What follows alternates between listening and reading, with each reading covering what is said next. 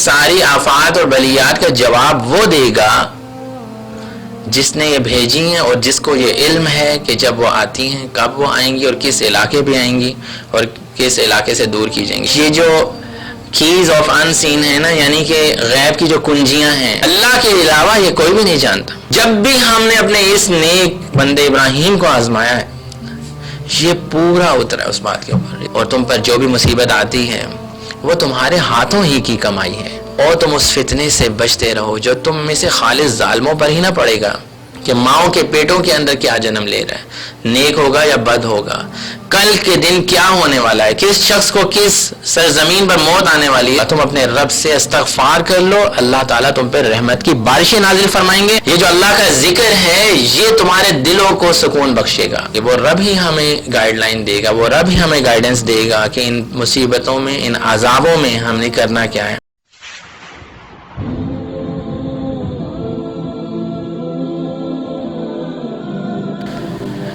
الحمد للہ والصلاة والسلام علی رسول اللہ وعلی آلہ واصحابہ اجمعین ومن تبعهم بإحسان الى یوم الدین. اما بعد فاعوذ باللہ من الشیطان الرجیم. بسم اللہ الرحمن الرحیم.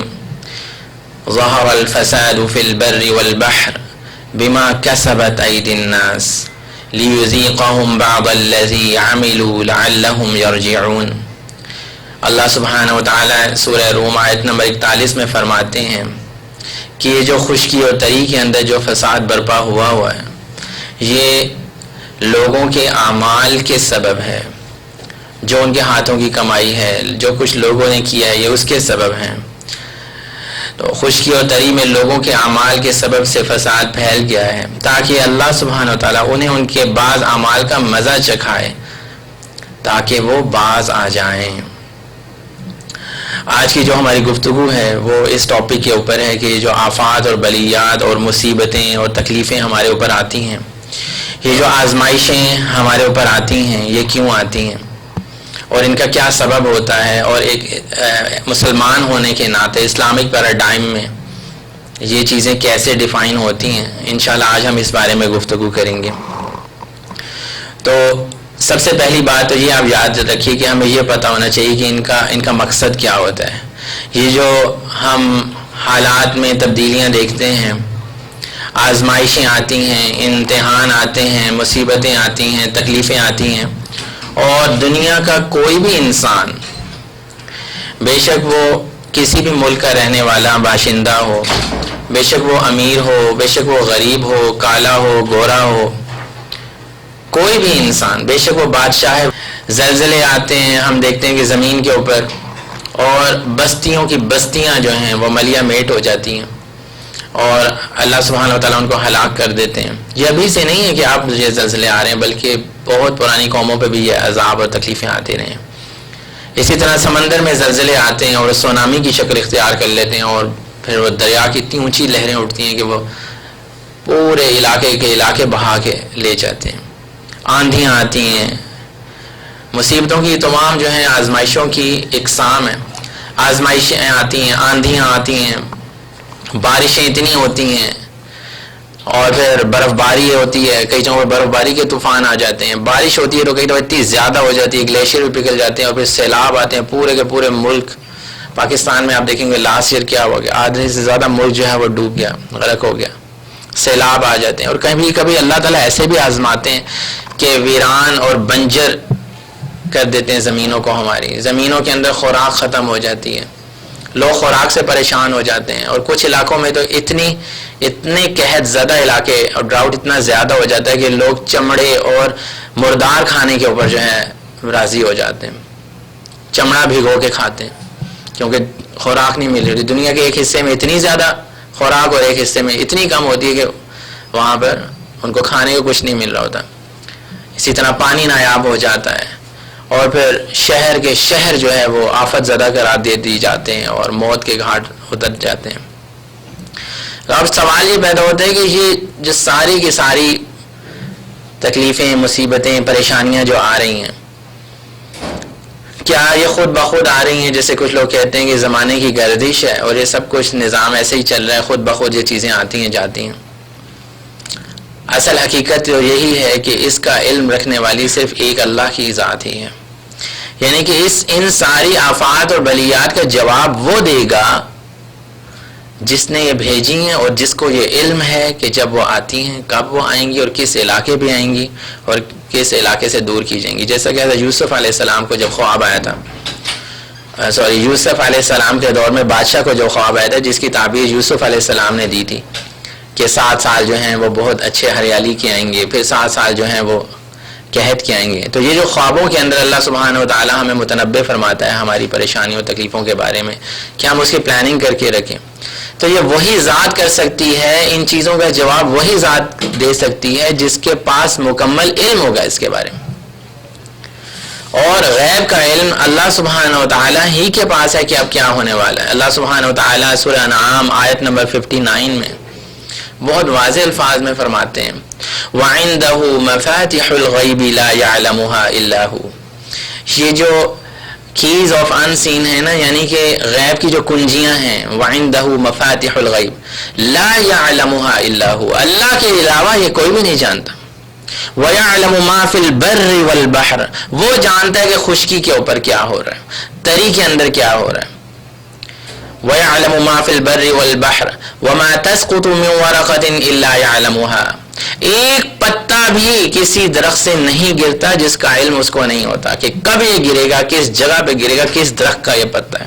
کتنے درخت ہیں اس دنیا کے اندر، جنگلوں میں، ایمیزون کے جنگل دیکھ لیں، ہمارے ادھر ہمالیہ کے جنگل دیکھ لیں، ایک پتا بھی وَمَا تَسْقُطُ مِنْ وَرَقَةٍ إِلَّا يَعْلَمُهَا، ایک ورق، ایک پتا بھی نہیں گرتا جس کا علم اللہ سبحانہ و تعالیٰ کو نہیں ہوتا۔ تو یہ جو زلزلے اور سیلاب ہیں یہ تو بہت بڑی چیز ہیں۔ وَلَا حَبَّةٍ فِي ظُلُمَاتِ الْأَرْضِ، اور ایک دانہ جو ہم زمین میں ڈال دیتے ہیں، زمین کے اندھیروں میں جو ایک دانہ پڑا ہوا ہوتا ہے جو ایک بے جان ہوتا ہے، اللہ سبحانہ و تعالیٰ فرماتے ہیں ان اللہ فالق الحب والنوا، گٹلی کو دانے کو پھاڑنے والی اللہ کی ذات ہے۔ جو اللہ تعالیٰ مردہ سے زندہ کو پیدا کرتا ہے، یہ اس آیت میں اللہ تعالیٰ فرما رہے ہیں کہ وہ دانہ جو زمین کے اندھیروں میں پڑا ہوا ہے، کون جانتا ہے کہ وہ کب نکلے گا، کب وہ پھٹے گا، کتنی اس کو نمکیات چاہیے، پانی کب اس کو کتنا ملے گا، سورج کی کتنی تپش اس کو ملے گی، ایک ایک دانہ جو پڑا ہے اس کا علم صرف اور صرف اللہ سبحانہ و تعالیٰ کو ہے۔ ایک پتے کا بھی گرنے کا اللہ سبحانہ و تعالیٰ فرما رہے ہیں، زمین ولا حبۃ فی ظلمات الارض، اللہ سبحانہ و تعالیٰ فرما رہے ہیں کہ ایک دانہ بھی جو زمین کے اندر بویا ہوا ہے نا، زمین کے اندھیروں میں، اس کا بھی علم اللہ سبحانہ و تعالیٰ کو ہے۔ تو یہ ہمیں پتہ ہونا چاہیے کہ اللہ سبحانہ و تعالیٰ ہی ہیں جن کو ان آفات کے بارے میں مکمل اور کلی علم ہے، کیونکہ وہی ان کو کرنے پہ قادر ہیں۔ ان کا جواب ہمیں وہی دیں گے جس کے پاس پورا علم ہے۔ جس کے پاس علم ہی نہیں ہے وہ تو اپنی سائنس مارے گا، جسے ہم سائنس ہی کہتے ہیں۔ کوئی کہے گا پلیٹس ہل رہی ہیں تو یہ ہو رہا ہے، ٹھیک ہے، وہ اب سائنس ان چیزوں کی، سائنس ہمارے دینی علم کی محتاج ہے، ٹھیک ہے، سائنس وہ چیزیں اب سمجھ رہی ہے جو اللہ سبحانہ و تعالیٰ بنا چکے ہیں۔ اصل میں جتنے بھی علوم ہم دیکھ لیں، یہ سب کے سب اللہ کی تخلیق کے بارے میں ہوتے ہیں۔ کوئی بھی علم جو دنیا میں بنا ہے وہ سب اللہ تعالیٰ نے ہی جو چیزیں بنائی ہیں ان کے بارے میں جاننے کا نام ہے۔ میتھس ہم پڑھ رہے ہیں، فزکس ہم پڑھ رہے ہیں، بایولوجی ہم پڑھ رہے ہیں، کیمسٹری ہم پڑھ رہے ہیں، ان میں جو چیزیں پڑھ رہے ہیں وہ کس نے بنائی ہیں، ٹھیک ہے۔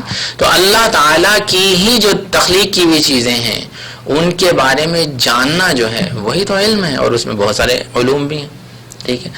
تو اللہ سبحانہ و تعالیٰ ہی جانتے ہیں کہ یہ جو زلزلے اور سیلاب ہیں ان کا کیا مقصد ہے، وہی ذات ہمیں بتائے گی ان کا کیا مقصد ہے، اور اسی سے ہمیں رجوع کرنا چاہیے کہ ہم پتہ تو لگائیں گے جو آ رہے ہیں، تکلیفیں آ رہی ہیں، مصیبتیں آ رہی ہیں، پریشانیاں آ رہی ہیں، سیلاب آ رہے ہیں، قحط آ رہے ہیں، ویسے ہماری چھوٹی موٹی تکلیفیں ہیں، پہلے تو یہ پتہ ہونا چاہیے کہ اللہ کی طرف سے آ رہی ہیں۔ جب یہ کانسیپٹ ہمارا کلیئر ہوگا تو ہم اللہ سے رجوع کریں گے، اور پھر اللہ سبحانہ و تعالی ہمیں جیسا کہ بتا چکے ہیں اپنی الہامی آخری کتاب کے اندر اور نبی صلی اللہ علیہ وسلم کی شریعت مطہرہ کے ذریعے کہ ان پریشانیوں، ان مصیبتوں کی وجہ کیا ہوتی ہے اور ان کا علاج کیا ہوتا ہے، ٹھیک ہے۔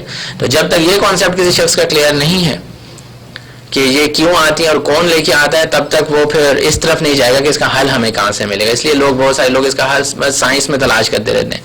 بہت سارے لوگ جو ہیں وہ ٹی وی دیکھ رہے ہیں اس انتظار میں کہ ہمیں یہ پتہ چلے کہ پاکستان میں زلزلہ کے لیے خبر کب آنی ہے. بہت سارے لوگ گوگل کو سرچ کر رہے ہیں کہ زلزلہ اور تکلیف، یہ جو مصیبتیں اور پریشانیاں جو اب دوسرے ملکوں کی طرف بڑھنی ہیں کب آنی ہے. نہیں، اس کا جواب وہی دے گا جو ان کو لے کے آنے والا ہے، جس کے پاس مکمل علم ہے. آئیے ہم اس سے جانتے ہیں.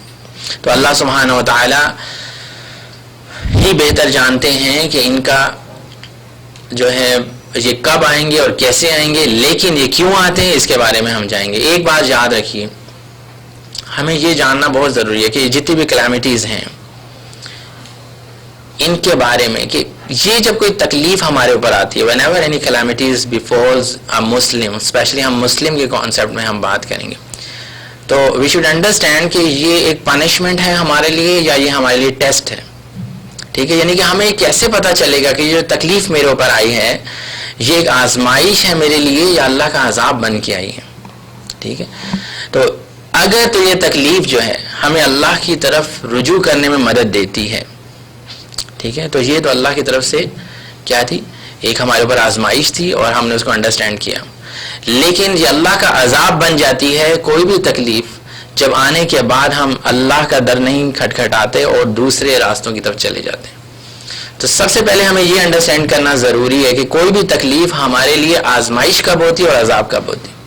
آزمائشیں تو مومنوں پہ آئیں گی. اللہ سبحانہ وتعالیٰ نے فرمایا وَلَنَبْلُوَنَّكُمْ، ہم یقیناً تمہیں آزمائیں گے، بِشَيْءٍ مِّنَ الْخَوْفِ وَالْجُوعِ وَنَقْصٍ مِّنَ الْأَمْوَالِ وَالْأَنفُسِ وَالثَّمَرَاتِ. ہم تمہیں مال دے کے کبھی آزمائیں گے، کبھی خوف سے آزمائیں گے، کبھی تکلیفیں. انبیاء کرام کے اوپر تکلیفیں ہیں جو اللہ کے مقرب بندے تھے. اللہ تعالیٰ ان کو آزمانا چاہتے تھے، ٹیسٹ کرنا چاہتے تھے کہ کون کھوٹا ہے اور کون کھرا ہے، اور وہ سب پورے کے پورے جو ہے وہ اللہ کی آزمائش کو سمجھ گئے تھے کہ یہ اللہ کی طرف سے ایک آزمائش آئی ہے اور ہم نے اللہ ہی کی طرف رجوع کرنا ہے. دیکھیے مثال حضرت یونس علیہ السلام کی، دوسرے انبیاء کرام کی. حضرت ابراہیم علیہ السلام کو اللہ تعالیٰ نے کتنا آزمایا. اللہ تعالیٰ فرماتے ہیں وَإِذِ ابْتَلَىٰ إِبْرَاهِيمَ رَبُّهُ بِكَلِمَاتٍ فَأَتَمَّهُنَّ. جب بھی ہم نے اپنے اس نیک بندے ابراہیم کو آزمایا ہے، یہ پورا اترا ہے اس بات کے اوپر، اس نے تمام کیا اس کو. یعنی کہ اللہ کی آزمائشوں کے اوپر اللہ کے در کو نہیں چھوڑا ان لوگوں نے. تو ہمیں یہ انڈرسٹینڈ کرنا ہے کہ جب بھی ہم پہ کوئی تکلیف آئے گی تو ہم اگر اللہ کی طرف رجوع کرنے لگ گئے ہیں اس تکلیف کے اندر، تو ہم یہ انڈرسٹینڈ کر لیں کہ ہم صحیح راستے کے اوپر ہیں، یہ آزمائش تھی اور ہم صحیح راستے پہ جا رہے ہیں. لیکن اگر اس تکلیف کے آنے کے بعد ہم نے غلط در کو کھٹکھٹا لیا اور ایک غلط سائڈ پہ ہم چلے گئے اور دوسری طرف سے مدد مانگنا شروع ہو گئے یا سائنس کی سائڈ پہ اتنا زیادہ چلے گئے، سوچنا شروع ہو گئے کہ اچھا یہ ایسے ہوتا ہے ویسے ہوتا ہے، یہ تو زمانے کی گردش ہے، یام ہے کہ ایسے ہی ہوتا ہے، پلیٹیں سلپ ہو جاتی ہیں اور پتہ نہیں کیا ہوتا ہے. تو بس پھر ہم یہ سمجھیں کہ یہ اللہ کا عذاب تھا ہمارے لیے جو اللہ تعالیٰ نے ہمیں ہدایت کے رستے سے ہٹا دیا. ٹھیک ہے، اب ہوتا یہ کیا ہے اس بارے میں اللہ سبحانہ و تعالیٰ آیت نمبر 41 میں فرماتے ہیں، کیونکہ اب ہم نے یہ دیکھنا کہ یہ کیوں آتے ہیں. اسلامک پیراڈائم میں ایک مسلمان کو یہ پتہ ہونا چاہیے کہ یہ جو تکلیفیں مصیبتیں ہیں یہ کیوں آتی ہیں. اللہ سبحانہ و تعالیٰ فرماتے ہیں ظہر الفساد فی البر والبحر بما کسبت ایدی الناس. یہ جو خشکی اور تری کے اوپر تم فساد برپا دیکھ رہے ہو نا، یہ ایسی ایسی خطرناک قسم کی بیماریاں آ جاتی ہیں اور تکلیفیں آ جاتی ہیں، سیلاب آ جاتے ہیں، آندھیاں آ جاتی ہیں، طوفان آ جاتے ہیں، یا برے لوگ مسلط ہو جاتے ہیں. جو کچھ بھی فساد برپا ہو رہا ہے بما کسبت ایدی الناس، یہ لوگوں کے ہاتھوں سے کمائی ہوئی چیز ہے. اس کانسیپٹ کو انسان اپنے اندر بٹھا لے گا تو وہ صحیح راستے پہ چل پڑے گا. اس کا مطلب یہ ہے کہ جب بھی کوئی، میں عموماً اپنے پہلے بھی پروگرامز میں آپ کو کہتا رہتا ہوں، کوئی مسئلہ ہوتا ہے تو اس میں یہ سوچا کریں کہ یہ میری غلطی ہے. جو شخص یہ کہنا سیکھ گیا ہے کہ میری غلطی ہے، میرے سے کیا غلطی ہے، میں اپنے آپ کو کیسے درست کروں گا، وہ صحیح راستے کے اوپر چل پڑے گا. یعنی کہ انسان یہ دیکھے کہ ہم سے کیا غلطی ہوئی ہے. یہ جو فساد پھیل رہا ہے، یہ جو پولوشن پھیل رہی ہے، یہ جو کہہ رہے ہیں کہ زمین کی لیئرز کو یہ ہو رہا ہے وہ ہو رہا ہے، زمین اندر سے اس جیم ہو گئی ہے، سیز ہو گئی ہے، پتہ نہیں کیا کیا باتیں سننے کو مل رہی ہیں. کلائمیٹ بہت زیادہ چینج ہو گیا ہے. ظہر الفساد فی البر والبحر بما کسبت ایدی الناس. تو خشکی اور تری میں لوگوں کے اعمال کے سبب فساد پھیل رہا ہے، یہ اللہ تعالیٰ فرما رہے ہیں. یعنی کہ وہ رب فرما رہا ہے جس کے پاس کلی علم ہے، جس کے بارے میں نے آپ کو ساری تمہید مان دی، وہ بتائے گا کہ یہ فساد کیوں پھیل رہا ہے، یہ پرابلمز کیوں ہو رہے ہیں. لِيُذِيقَهُمْ بَعْضَ الَّذِي عَمِلُوا، یہ ہم کیوں کہتے ہیں؟ تاکہ ہم انہیں ذرا مزہ چکھائیں. اللہ تعالیٰ کہتے ہیں جو وہ کام کر رہے ہیں نا غلط، تاکہ ہم ان کو مزہ چکھائیں. لَعَلَّهُمْ يَرْجِعُونَ، اور مقصد اس کا کیا ہے؟ اللہ تعالیٰ فرما رہے ہیں مقصد یہ کہ لوگ رجوع کریں، مزہ چکھائیں اور لوگ اس پریشانی میں اور تکلیف میں اللہ کی طرف رجوع کریں. یہ پورا ایک آیت کے اندر اللہ تعالیٰ نے سم اپ کر کے ہمیں فارمولہ دیا مصیبتوں اور تکلیفوں کے اوپر. اس کے علاوہ سورہ شورا میں، سورہ شورا آیت نمبر 30 میں بھی اللہ سبحانہ وتعالی نے ایک بہت ہی خوبصورت آیت اسی حوالے سے دی ہے. وَمَا أَصَابَكُم مِّن مُّصِيبَةٍ فَبِمَا كَسَبَتْ أَيْدِيكُمْ وَيَعْفُو عَن كَثِيرٍ، اور تم پر جو بھی مصیبت آتی ہے وہ تمہارے ہاتھوں ہی کی کمائی ہے. یعنی کہ انسان کو فوراً سے کسی بھی تکلیف میں، کسی بھی مصیبت میں، کسی بھی پریشانی میں، اسکالرز تو یہ کہتے ہیں جو پائس پریڈیسیسرز گزرے ہیں کہ کسی کو اگر اپنی وائف کی طرف سے ایک ٹینٹرمز کا اور ایک برے لہجے کا اور برائی کا کسی بھی قسم کا اس کی طرف سے پریشانی مل رہی ہے تو وہ اپنے اعمال کو دیکھے کہ میں نے کیا غلطی کی. اس حد تک وہ کنسرنڈ ہوتے تھے. بچے کسی کے اگر نافرمان ہو رہے ہیں وہ یہ سوچے کہ میں نے کیا غلط کیا، میں کیا غلطی کر رہا ہوں، میں کیا گناہ کر رہا ہوں. یہ بالکل چھوٹی میں نے آپ کو بات بتائی، یہ تو بہت بڑے بڑے عذاب تو اللہ کی طرف سے ایک بہت بڑی چیز ہے. تو انسان کو یہ سوچنا ہے کہ اس نے اپنے ہاتھوں سے کیا کمائی کی ہے، اسی کی وجہ سے اس کے اوپر مصیبتیں اور تکلیفیں آ رہی ہیں. وَمَا أَصَابَكُم مِّن مُّصِيبَةٍ فَبِمَا كَسَبَتْ أَيْدِيكُمْ وَيَعْفُو عَن كَثِيرٍ. اور اللہ تعالیٰ کہتا ہے بہت سارے گناہ تو ہم معاف کر دیتے ہیں، لیکن پھر بھی یہ جو تمہارے اوپر مصیبتیں آتی ہیں یہ تمہارے ہی ہاتھوں کی کمائی ہوتی ہے. اس لیے استغفار کیا کرو پریشانیوں سے بچنے کے لیے.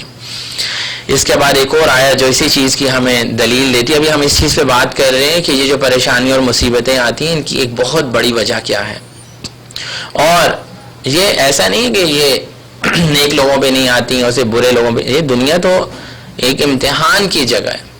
یہ تو اس دنیا میں ہم آئے ہی امتحان کے لیے.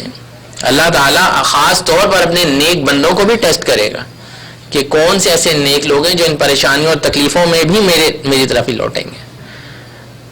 جیسے اگر ہم کسی اپنے اچھے دوست کو چیک کرنا چاہتے ہیں تو ہم کیا کرتے ہیں؟ مصیبت میں اس کو پریشانی میں بلا دیں، یار میری گاڑی خراب ہو گئی، ذرا اس جگہ پہ آ جا. ذرا وہ اپنے کام میں پھنسا ہوتا ہے، وہ سارے کام چھوڑ کے آتا ہے تو ہم کہتے ہیں یہ واقعی میرا ایک اچھا دوست ہے، اس نے کیا کیا کہ میری ہیلپ کے لیے پہنچا ہے. ایسے ہی ہوتا ہے نا، جب مجھے اس کی ضرورت تھی یہ پہنچا ہے.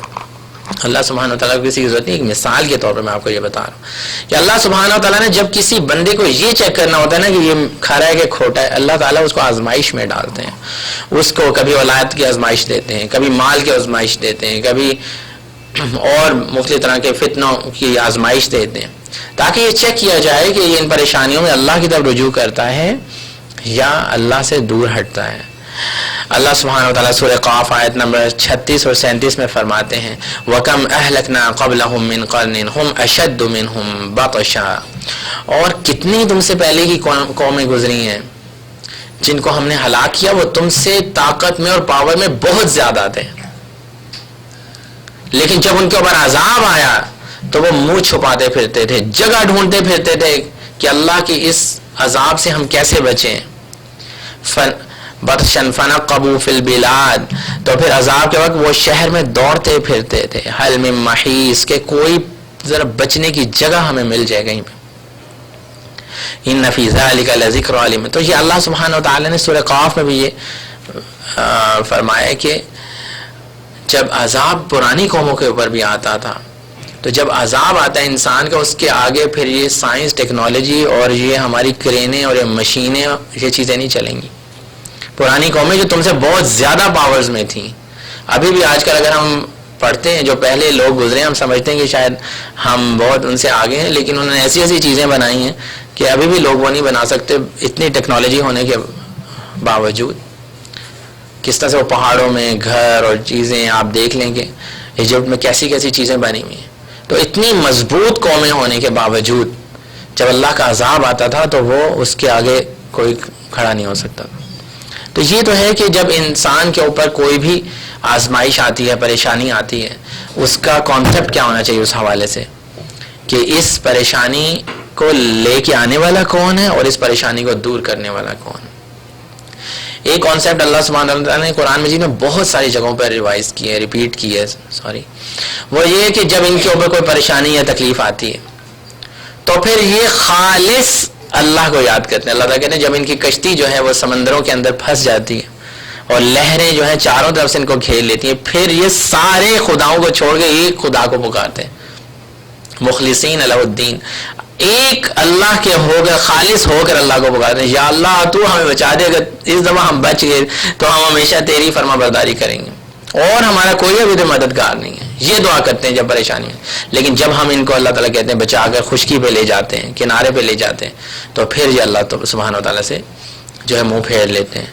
تو جب انسان پہ تکلیف یا مصیبت تو اس کو وہ مصیبت اور تکلیف میں تو وہ کئی دفعہ خالص ہو کر اللہ تعالیٰ کا در کھٹکھٹاتا ہے، لیکن مصیبت دور ہو جانے کے بعد کیا ہوتا ہے، پھر اللہ تعالیٰ کہتے ہیں کہ یہ لوگ جو ہیں وہ اپنے راستے سے ہٹ جاتے ہیں۔ تو اب ہم یہ دیکھنے کہ یہ جو آفات ابھی تو ہم نے ڈسکس کیا کیوں آتی ہیں اور اللہ تعالیٰ ہی ہمیں بتائیں گے کیوں آتی ہیں، وہ ساری ہم نے چیزیں ڈسکس کی، ہمارے برے اعمال کی وجہ سے اللہ تعالیٰ کی طرف سے آزمائشیں بھی آتی ہیں، اچھے لوگوں پہ بھی آتی ہیں، بروں پہ بھی آتی ہیں، اور ہم نے اس میں کیا کرنا ہے۔ اب یہ ہے کہ ان سے آفات سے بچاؤ کی طرف اب ہم جائیں گے کہ ان پریشانیوں اور آفات اور تکالیف کسی بھی قسم کی ہو سکتی ہیں، جیسے ابھی زلزلے کی آفت آ گئی دنیا میں، اس سے پہلے سیلاب ہے، ڈراؤٹ ہے، جتنی میں نے آپ کو شروع میں آفات گنوائی۔ اللہ سبحانہ وتعالیٰ قرآن مجید میں اس حوالے سے فرماتے ہیں وَاتَّقُوا فِتْنَةً لَا تُصِيبَنَّ الَّذِينَ ظَلَمُوا مِنْكُمْ خَاصَّةً وَاعْلَمُوا أَنَّ اللَّهَ شَدِيدُ الْعِقَابِ، اور تم اس فتنے سے بچتے رہو جو تم میں سے خالص ظالموں پر ہی نہ پڑے گا، اور جان لو کہ بے شک اللہ تعالیٰ سخت عذاب کرنے والا ہے۔ یعنی کہ جو فتنہ جب آتا ہے تو اس میں نیک لوگ بھی اس کا شکار ہو جاتے ہیں، برے لوگ بھی ہوتے ہیں اور نیک لوگ بھی اس کا شکار ہوتے ہیں۔ اللہ سبحانہ وتعالیٰ ٹیسٹ کرتے ہیں کہ میرا کون سا بندہ جو ہے اس تکلیف میں میری طرف رجوع کرتا ہے، میرا کون سا بندہ اس تکلیف میں میری طرف رجوع کرنے کے بجائے اور لوگوں سے مدد مانگنا شروع ہو جاتا ہے، یا سائنس کی ہیلپ لینا شروع ہو جاتا ہے، یا کچھ لوگ گوگل کی ہیلپ لینا شروع ہو جاتے ہیں کہ اب یہ کیا ہوگا جی، اب زلزلہ کب آئے گا جی، اب پلیٹیں کب کھسکیں گی اور پاکستان میں کب آئے گا، اپنے کیا کیا چیزیں لوگ گوگل کے اوپر سرچ کریں بہت زیادہ۔ تو اللہ سبحانہ و تعالیٰ ہی غیب کی کنجیوں کو جاننے والے ہیں، جیسا کہ سورہ لقمان کے بھی آخر میں اللہ سبحانہ و تعالیٰ نے 4 چیزوں کا ذکر فرمایا کہ وہ میرے علاوہ کوئی نہیں جانتا کہ ماؤں کے پیٹوں کے اندر کیا جنم لے رہا ہے، نیک ہوگا یا بد ہوگا، کل کے دن کیا ہونے والا ہے، کس شخص کو کس سرزمین پر موت آنے والی ہے، اس کو اللہ سبحانہ و تعالیٰ کے علاوہ یہ باتیں کوئی نہیں جاننے والا۔ اگر کسی شخص کو پتہ ہو، یہ دنیا کو بہت بڑے بڑے دانشور بنے پھرتے ہیں، تو وہ پھر موت کے وقت اس جگہ سے بھی نہ جائیں نا۔ اگر سائنس اتنی ترقی کر گئی ہے اور لوگوں کو پتہ لگ جائے اس چیز کا، تو پھر جس جگہ پہ موت آنے والی ہے اس جگہ پہ نہ جایا کریں، موت تو ان کو کھینچ کے وہاں پہ لے جاتی ہے، وہ فرشتہ ایک لمحہ بھی انتظار نہیں کرے گا، وہ تو ان کو کھینچ کے وہاں پہ لے جائے گا، ان کا سارا سسٹم ہی ایسا بنایا کہ وہاں پہنچتے ہیں ان کی روح قبض کر لی جاتی ہے۔ تو اسی رب کی طرف ہمیں لوٹنا ہے۔ اب ہم نے کرنے کے کیا کام ہے اس حوالے سے میں بتاؤں گا کہ ان آفات و بلیات میں سب سے پہلی چیز ہے ہم قرآن سے اس کی مدد لیں گے، وہ رب ہی ہمیں گائیڈ لائن دے گا، وہ رب ہی ہمیں گائیڈنس دے گا کہ ان مصیبتوں میں، ان عذابوں میں ہم نے کرنا کیا ہے۔ اللہ سبحانہ وتعالیٰ فرماتے ہیں وَأَنِيبُوا إِلَىٰ رَبِّكُمْ وَأَسْلِمُوا لَهُ مِن قَبْلِ أَن يَأْتِيَكُمُ الْعَذَابُ۔ وَأَنِيبُوا إِلَىٰ رَبِّكُمْ، اپنے رب کی طرف لوٹ جاؤ، اپنے رب کی طرف پلٹو، خالص ہو کر اس سے معافی مانگو، اس کی طرف لوٹو۔ وَأَسْلِمُوا لَهُ، اس کے آگے یعنی کہ مسلمان بن جاؤ، اپنے آپ کو سبمٹ کر دو اس رب کے آگے، من قبل ان یاتیکم العذاب، اس عذاب کے آنے سے پہلے، یعنی کہ اللہ تعالیٰ کا عذاب تمہیں پکڑ لے اس سے پہلے تم نے کیا کام کرنے، اپنے رب کی طرف رجوع کرنے۔ اس چیز کا انتظار نہیں کرنا کہ 3 گھنٹے بعد زلزلہ پاکستان میں آنے والا ہے، سوات میں کب آنے والا ہے، تو کراچی میں کب آنے والا ہے، تو پلیٹیں ادھر۔ اللہ کے نبی صلی اللہ علیہ وسلم سے جب صحابی نے پوچھا کہ قیامت کب آئے گی، تو اللہ کے نبی صلی اللہ علیہ وسلم نے فرمایا کہ تم نے اس کی تیاری کیا کر رکھی ہے، اور بھائی تم اللہ کی طرف تم نے رجوع کر لی ہے، تم لوٹ گئے ہو اللہ تعالیٰ کی طرف، تم نے اپنا آپ اللہ کے حوالے کر دیے، اگر کر دیے تو اب پھر ٹھیک ہے، ورنہ تم ان یاتیکم من قبل ان یاتیکم العذاب، اس عذاب کے آنے سے پہلے پہلے لوٹ جاؤ، ثم لا تنصرون، پھر نہیں تمہیں کوئی مدد دینے والا. جب اللہ کا عذاب آ جاتا ہے تو پھر تمہاری کوئی مدد کرنے والا نہیں ہے. تو سب سے پہلا پوائنٹ یہ کہ اللہ کی طرف ہم لوگ لوٹیں. کدھر ہم اپنا وقت ضائع کر رہے ہیں، کن چکروں میں ہم پڑے ہوئے ہیں، کس دھوکے میں ہم پڑے ہوئے ہیں. فوراً سے اللہ کی طرف رجوع کریں، اللہ سے اپنے گناہوں کی معافی مانگیں. دوسری چیز یہ ہے کہ انسان تقوی اختیار کرے. کوشش کروں گا کہ جتنے بھی پوائنٹس آپ لوگوں کو ایکسپلین کروں اس کے حل کے حوالے سے وہ قرآن سے ہی انشاءاللہ ان کے ریفرنسز میں آپ کو دینے کی کوشش کروں گا. اللہ سبحانہ و تعالیٰ فرماتے ہیں دوسری چیز تقوی اختیار کرو، اللہ کا خوف اختیار کرو، اللہ کا ڈر اختیار کرو، اپنے دلوں سے دنیا کا رعب، دنیا کی مروبیت ختم کرو، پھر تمہیں اللہ تعالیٰ عذابوں سے بچائے گا. وَلَوْ أَنَّ أَهْلَ الْقُرَىٰ آمَنُوا وَاتَّقَوْا لَفَتَحْنَا عَلَيْهِمْ بَرَكَاتٍ مِّنَ السَّمَاءِ وَالْأَرْضِ وَلَوْ أَنَّ أَهْلَ الْقُرَىٰ آمَنُوا، اگر یہ بستیوں والے ایمان لے آتے، اگر کیا کرتے؟ ایمان لے آتے، یہ ایمان والے بن جاتے. میں نے حیا والے ٹاپک میں آپ لوگوں کو بتایا تھا کہ ایمان کی 60-70 کے قریب شاخیں ہیں، جس میں سب یعنی برانچز ہیں، بہت ساری چیزیں جو ہمارے ایمان کو بڑھاتی ہیں. ٹاپ پہ میں نے آپ کو کیا بتایا تھا کہ اللہ سبحانہ و تعالیٰ کی توحید کو بلند کرنا، اور سب سے چھوٹی چیز ایمان کے بارے میں نبی صلی اللہ علیہ وسلم فرمایا کسی کے راستے سے تکلیف دہ چیز کو ہٹا دینا. جو ہمارے ایمان کو بڑھانے والی چیزیں، اللہ پر ایمان، فرشتوں پر ایمان، کتابوں پر ایمان، اس میں بہت ساری چیزیں ہیں، غصے پہ کنٹرول، بہت ساری چیزیں قرآن کے حوالے سے ہمیں ملتی ہیں، قرآن اور حدیث میں ہمیں ملتی ہیں ایمان کو بڑھانے کے لیے. وَلَوْ أَنَّ أَهْلَ الْقُرَىٰ آمَنُوا، اور اگر یہ بستیوں والے ایمان لے آتے، وَاتَّقَوْا، اور تقوی اختیار کر لیتے، اللہ سے ڈر جاتے، برائی کرنے سے پہلے ان کو خوف آ جاتا، کوئی بری چیز دیکھنے سے پہلے ڈر جاتے، برا کام کرنے سے پہلے ڈر جاتے، بری زبان استعمال کرنے سے پہلے ڈر جاتے، کسی کو دھوکہ دینے سے پہلے ڈر جاتے، تو لَفَتَحْنَا عَلَيْهِمْ بَرَكَاتٍ مِّنَ السَّمَاءِ وَالْأَرْضِ، اللہ تعالیٰ ان کے اوپر اپنی آسمان سے عذاب نہ کرتا نازل، بلکہ اپنی برکتوں کے دروازے کھول دیتا آسمان سے، پھر ان پہ برکتیں نازل ہوتی. اللہ تعالیٰ فتحنا کھول دیتا ہے ان کے لیے، برکات من السماء والارض ولکن کذبوا، لیکن انہوں نے جھٹلا دیا. اس طرف تو آنے والے ہی نہیں ہیں نا، ہم لوگ اس طرف نہیں آنے والے، ہم جھٹلا دینے والے. اللہ ما کانوا یکسبون، تو اللہ تعالیٰ نے جب انہوں نے جھٹلا دیا تو پھر اللہ تعالیٰ نے ان کے کسب یعنی کہ ان کے کاموں کی وجہ سے ان کی پکڑ کر لی. یہ اللہ تعالیٰ ہمیں پورا سسٹم سمجھا رہے ہیں عذابوں کے آنے کا، عذابوں سے بچنے کا، اور اپنے کام ٹھیک کرنے کا طریقہ کار اللہ سبحانہ و تعالیٰ ہمیں بتا رہے ہیں. تیسری چیز، گناہوں کی معافی عذابوں سے بچانے کا سبب بنتی ہے. سورہ ہود میں حضرت ہود علیہ السلام کا جو واقعہ چل رہا ہے، آیت نمبر 52 میں فرماتے ہیں، اللہ سبحانہ و تعالیٰ نے فرمایا حضرت ہود علیہ السلام کہہ رہے ہیں وَيَا قَوْمِ اسْتَغْفِرُوا رَبَّكُمْ ثُمَّ تُوبُوا إِلَيْهِ، اے میری قوم تم اپنے گناہوں کی معافی مانگو رب سے. يُرْسِلِ السَّمَاءَ عَلَيْكُمْ مِدْرَارًا، وہ تمہارے اوپر اللہ تعالیٰ رحمت کی موسلادھار بارشیں نازل فرمائے گا، خوب بارشیں نازل.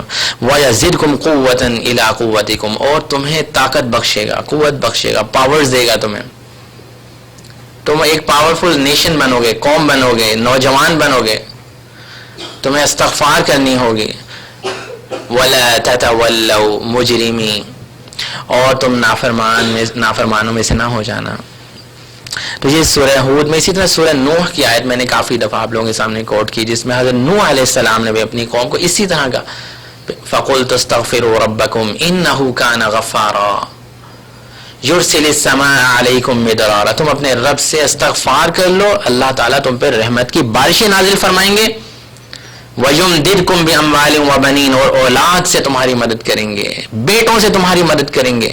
یہی انسان کی خواہش ہوتی ہے نا، اللہ کی رحمتیں ہو جائیں جی، بیٹے ہو جائیں جی، اولاد مل جائے. وَيُمْدِدْكُمْ بِأَمْوَالٍ وَبَنِينَ، مال سے بھی تمہاری مدد کرے گا اور بچوں سے بھی تمہاری مدد کرے گا. وَيَجْعَلْ لَكُمْ جَنَّاتٍ وَيَجْعَلْ لَكُمْ أَنْهَارًا، کرنا ہم نے کیا ہوگا، ہم نے استغفار کرنی ہوگی، اللہ سبحانہ و تعالیٰ کے ساتھ سنسیئر ہونا ہوگا، شرمندہ ہونا ہوگا اللہ کے آگے. کہ اللہ ہم نے گناہ کیا تو ہمیں معاف کر دے، ہم آئندہ نہیں کریں گے. تو اللہ سبحانہ و تعالیٰ ہمارے پہ نعمتیں نازل فرمائیں گے. ایک بہت ہی خوبصورت آیت جو مجھے بہت زیادہ پسند ہے وہ سورہ آل عمران کی آیت نمبر 135 ہے.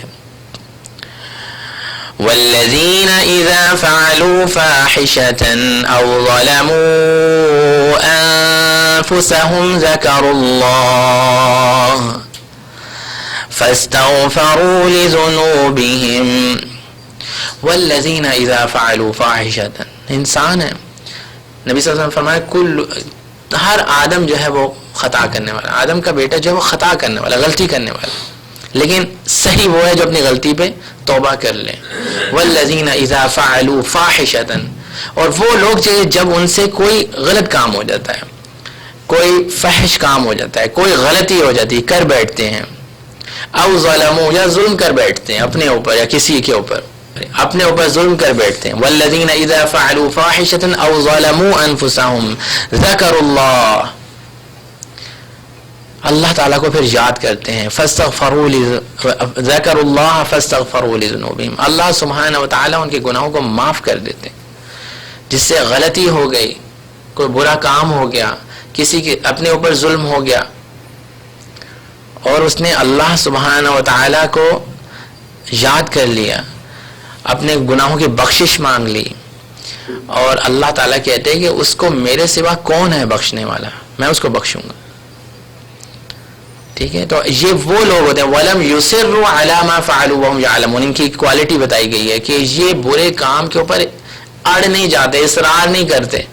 کہ اگر کوئی برائی کی عادت پڑ جاتی ہے نا، یار یہ تو مجھ سے نہیں چھوڑنے والی، سگریٹ تو مجھ سے نہیں چھوٹ سکتے، فلاں ایڈکشن تو مجھ سے نہیں چھوٹ سکتی. وَلَمْ يُصِرُّوا عَلَى مَا فَعَلُوا وَهُمْ يَعْلَمُونَ. وہ کوئی بھی کام پہ اڑ نہیں جاتے ہیں کہ یہ کام نہیں ہم سے، یہ نہیں ہوتا. وہ جب استغفار کر لیتے ہیں، اللہ سے رجوع کر لیتے ہیں، اللہ سے مدد مانگتے ہیں، پھر تو اللہ تعالیٰ کہتے ہیں کہ پھر ہم ان کو معاف کر دیتے ہیں. برا کام ہو سکتا ہے ان سے. والذین اذا فعلوا فاحشة او ظلموا انفسهم ذکروا اللہ فاستغفروا لذنوبہم. تو یہ بات انڈرسٹینڈ کرنے کی ہے کہ انسان سے اگر گناہ ہو جاتا ہے وہ اتنی بڑی خطرناک بات نہیں. خطرناک بات یہ ہے اس گناہ پہ اصرار کرنا اور اس کو بار بار کرتے رہنا اور شرمندگی کا نہ ہونا، اور یہ ہمارے عذابوں کا جو ہے وہ بہت بڑا ایک سبب بنتی ہے.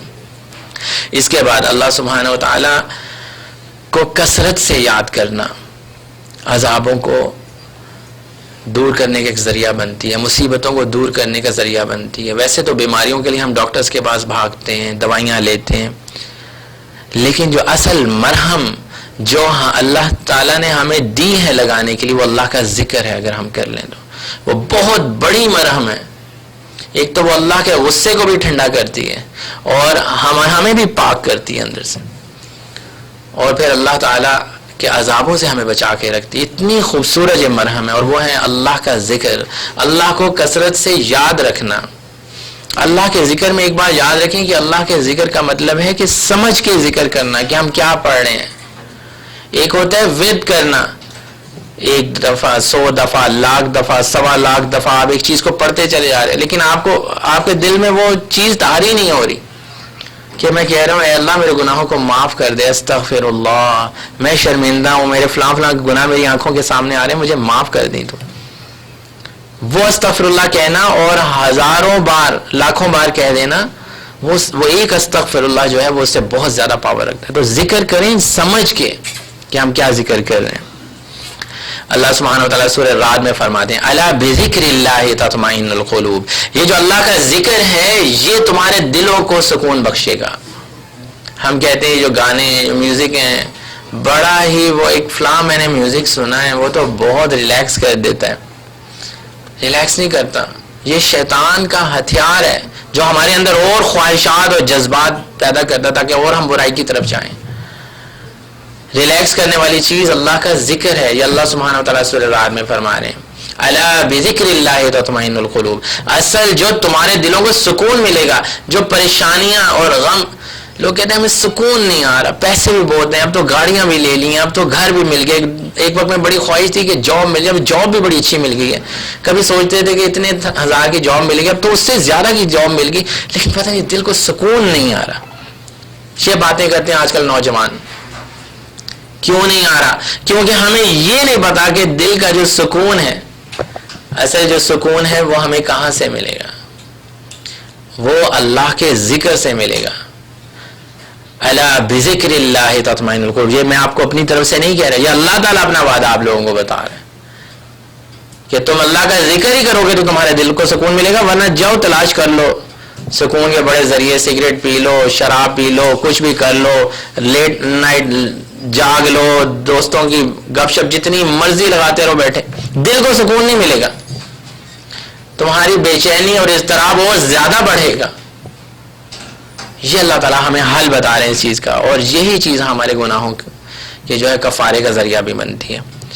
ذکر کے حوالے سے ایک بہت خوبصورت سورہ بقرہ کی اللہ سبحانہ و تعالیٰ فرماتے ہیں فَاذْكُرُونِي أَذْكُرْكُمْ وَاشْكُرُوا لِي وَلَا تَكْفُرُونَ.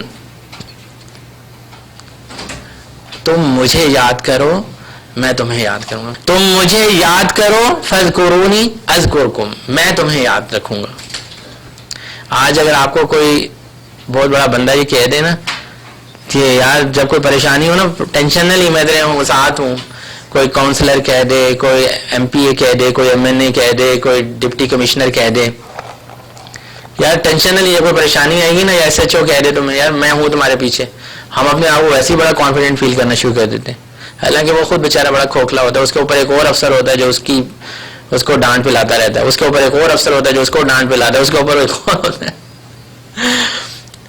لیکن وہ رب جس کے کنٹرول میں یہ سب کچھ ہے وہ کہہ رہا ہے کہ تم مجھے یاد رکھنا میں تمہیں یاد رکھوں گا، ٹینشن نہ لو. فَاذْكُرُونِي أَذْكُرْكُمْ، تم مجھے یاد رکھو میں تمہیں یاد رکھوں گا. وَاشْكُرُوا لِي، تم میرا شکر ادا کرتے رہنا. وَلَا تَكْفُرُونَ، اور کفر نہ کرنا. یہ آیت اتنی خوبصورت ہے سورہ بقرہ کی آیت نمبر 153 کہ اللہ تعالیٰ سے تعلق بنانے کے لیے ایک زبردست فارمولہ اللہ سبحانہ و تعالیٰ نے ہمیں دیا. تو آپ کو میری بات سمجھ میں آ رہی ہے؟ آپ لوگ بہت زیادہ بور تو نہیں ہو گے؟ میں اب آپ کو آخری پوائنٹس کی طرف لے کے جاتا ہوں. اس میں ایک دو پوائنٹس اور بھی ہیں، میں جلدی سے کر لیتا ہوں کہ صبر اور نماز ایک واحد ذریعہ ہے جس کے ذریعے سے ہم پریشانیوں اور تکلیفوں سے نکل جائیں. تو میں ویسے عذاب اور ان چیزوں کی باتیں کر رہا ہوں، لیکن چھوٹی سی بھی تکلیف آ جائے نا زندگی میں وہ ایک عذاب بن جاتی ہے. کسی کو ذرا سی بیماری آ جائے، بخار چڑھ جائے تو وہ بھی عذاب بن جاتا ہے. کسی کا بچہ بیمار ہو جائے وہ بھی اس کے لیے عذاب بن جاتا ہے. کسی کو جاب نہیں مل رہی وہ اس کے لیے عذاب بن جاتا ہے. یہ اس سے پوچھے جس کے پاس جاب نہیں ہے، وہ سب دوستوں کو فون، یار کوئی میری جاب کا کچھ کیا، یار ادھر کچھ کیا یار. اللہ تعالیٰ کہتے ہیں کوئی بھی پریشانی ہوگی تم نے مدد مانگنی ہوگی. یا ایھا الذین آمنوا استعینوا بالصبر والصلاۃ، اے ایمان والو جب بھی تم نے کوئی مدد مانگنی ہے دو چیزوں سے مانگنی ہے، صبر کرتے رہنا اور نماز پڑھنی ہے. بالصبر والصلاۃ ان اللہ مع الصابرین، اللہ تعالیٰ صبر کرنے والوں کے ساتھ ہے. جب یہ دو چیزیں تم پکڑو گے تو تیسری ذات تمہارے ساتھ اللہ تعالیٰ کی ہوگی جو تمہیں ہر پریشانی میں تمہارا ساتھ دے گی. یہ وہ رب کہہ رہے جس نے لوگوں کے دلوں میں ڈالنا ہے کہ کس نے آپ کو جاب کے لیے سلیکٹ کرنا ہے نہیں کرنا. تو اسی طرح اللہ ہی سے مانگیں، اللہ ہی سے مدد مانگیں. ادعوا ربکم تضرعا وخفیا، ہر پریشانی میں، مصیبت میں، تکلیف میں اللہ سبحانہ و تعالیٰ کہتے ہیں میرا ہی در کھٹکھٹاؤ تم، میں ہی تمہاری پریشانیوں کو دور کروں گا. اور صدقہ خیرات جو ہیں وہ تکلیفوں کو ختم کرنے کا ایک بہت بڑا ذریعہ ہے. آخر میں جو بات آپ بچوں کو بتانا چاہتا ہوں، نوجوانوں کو خاص طور پر، وہ یہ ہے کہ جب تک ہم اپنے آپ کو نہیں بدلیں گے تب تک ہم اپنے ارد گرد ہونے والے کسی بھی قسم کے جو حالات اور معاملات ہیں وہ نہیں بدل سکتے. یہ میں آپ کو اپنی بات نہیں بتا رہا. اللہ سبحانہ و تعالیٰ سورہ رعد میں فرماتے ہیں ان اللہ لا یغیر ما بقوم، بے شک اللہ تعالیٰ نہیں حالات بدلتا اس قوم کے، حتی یغیروا ما بانفسہم، جب تک کہ وہ اپنے آپ کو نہیں بدلتے. جب تک کہ لوگ اپنے آپ کو نہیں بدلتے ان کے ارد گرد کے حالات نہیں بدلتے. ایک شخص یہ چاہتا ہے مثال ہے میرے گھر کے حالات بدل جائے، میرے گھر میں وہ لڑائی جھگڑا اور فتنہ اور فساد پڑا رہتا ہے. وہ یہ دیکھے گا کہ میں اپنے اندر کیا تبدیلیاں لے کے آؤں کہ ارد گرد کی چیزیں ٹھیک ہونا شروع ہو جائیں. مجھے معاشرے میں بہت فساد نظر آتا ہے، فلان، ہم بس لوگوں کو بلیم کرنے کی طرف بہت لگے رہتے ہیں. ہماری جو گن ہے نا اس کا روح بس لوگوں کی طرف ہے، وہ برا، یہ برا، لیڈر برے، فلان یہ کر دیا، فلان چور ہو گیا، فلان ڈاکو ہو گیا. ہم نے کیا کیا؟ ہم نے اپنا کام کیا کہ نہیں؟ اللہ تعالیٰ تو کہہ رہے ہیں کہ میں تمہاری حالت اس وقت تک نہیں تم لوگوں میں بدلوں گا جب تک تم اپنے آپ کو نہیں بدلو گے. اگر آپ اپنے آپ کو نہیں بدل سکتے تو آپ دنیا کو کیا بدلیں گے؟ ایک شخص، میں اپنی بیوی کی نہیں بات کرتا، اپنے بچوں کی نہیں بات کرتا، ان کو تو کبھی کہتے ہیں کہنا مانتے نہیں مانتے، لیکن مجھے یہ پتا ہے کہ میں بذات خود اپنے تو کنٹرول میں ہوں کہ نہیں، میری سوچ میرے کنٹرول میں ہے کہ نہیں. وہ ایک انگلش رائٹر تھا، اس نے بہت بڑی کتاب لکھی تھی اور وہ ایک جیل میں رہا تھا بہت عرصے تک. مجھے وہ بات کچھ بلر ہو رہی ہے، لیکن ہوا یہ تھا کہ اس کو جیل میں بند رکھا گیا تھا ایک ٹارچر سیل کے اندر. اس نے کہا کہ آپ میری پوری باڈی کو ٹارچر کر سکتے ہیں لیکن میرا ذہن تو میرے کنٹرول میں ہے نا، میں سوچ تو وہ سکتا ہوں نا جو میں سوچ رہا ہوں، تم اس کو تو نہیں بدل سکتے نا. دس از واٹ از کالڈ خودی. جو علامہ اقبال نے خودی کا کانسیپٹ دیا تھا وہ یہی تھا کہ ذہن آپ کا اپنے کنٹرول میں، اگر آپ کا اپنا نفس اپنے کنٹرول میں نہیں، آپ اپنے آپ کو کنٹرول نہیں کر سکتے، آپ اپنے تھاٹس کو کنٹرول نہیں کر سکتے، اپنے اوپر جس کے اوپر آپ کا پورا کنٹرول ہے اپنی باڈی کے اوپر، اگر آپ اپنے آپ کو کنٹرول نہیں کرتے، آپ جا کے لوگوں کو کیا کنٹرول کریں گے؟ آپ دنیا کو کیا بدلیں گے؟ آپ محلے کو کیا بدلیں گے؟ آپ علاقے کو کیا بدلیں گے؟ تو یہی چیز ہمیں سوچنے والی ہے کہ اللہ سبحانہ و تعالیٰ کی طرف سے جو تکلیفیں اور آزمائشیں آتی ہیں، اس میں سب سے پہلا سٹیپ ہونا چاہیے انسان اللہ سے رجوع کرے، اپنی غلطیوں کو دیکھے، اپنے آپ کو بہتر بنانے کی کوشش کرے، اپنے آپ پہ اس کا پورا کنٹرول ہے. اس سے تو نہیں آپ کو کوئی روک سکتا نا. اپنے آپ کو آپ نماز پڑھنے لے کے جا رہے ہیں راستے میں، اپنے آپ کو کوئی روک تو نہیں سکتا نا. آپ کی اپنی مرضی آپ جا رہے ہیں.